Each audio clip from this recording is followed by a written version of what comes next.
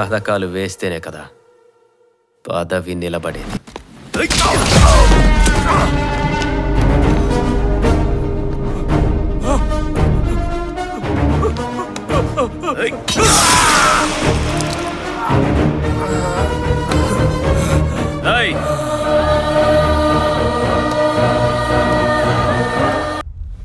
వ్యతిరేకత ఉందంటావా?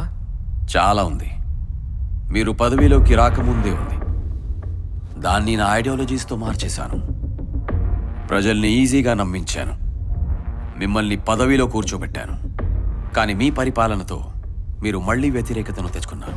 ఇప్పుడేం చేద్దాం? మనం లాస్ట్ టైం కంటే 4 times ఎక్కువ డబ్బులు ఇచ్చి ఓట్లు కొందాం. వాడు ప్రజలకి ఖర్చు చూపించాడు, మనం వాళ్ళకి ఇన్కమ్ చూపిద్దాం. ఇక మీరే చెప్పండి, ప్రజలు ఎవరి వైపు ఉంటారు? మన వైపా, వాడి వైపా? మన వైపే. అవినీతి డబ్బుని బయటికి తీయండి సార్. మనం వీధి కుక్కలకు ఎముకలు బిస్కెట్లు ఎలా విసిరేస్తామో అలాగే పిచ్చి అమాయకపు జనాలకి మీరు డబ్బులు విసిరేయండి. మన దారిలోకి వాళ్లే వచ్చేస్తారు సార్. కష్టపడమని చెప్తే ఎవడైనా మనల్ని ఇష్టపడతాడా? వాడికి సుఖాన్ని నేర్పి పడుకోబెట్టాలి. వచ్చే ఎన్నికల్లో మన గట్టి పోటీ ఉంటుందంటున్నారు సార్. ఇస్తున్న రత్నాలకు మరో 2 రత్నాలు కలుపుదాం. ప్రతిపక్షానికి వచ్చే 10 సీట్లు కూడా మనవే అవుతాయి. ప్రభాతమానిను తిరస్కరించే ప్రభుత్వమెందుకని,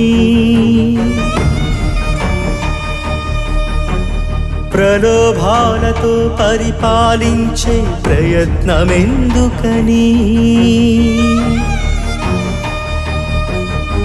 స్వతంత్ర భారత చరిత్రలో ఈ కుతంత్రమెందుకని, అడుగడుగునా వేదనతో అడుగుతోంది అరుణావని,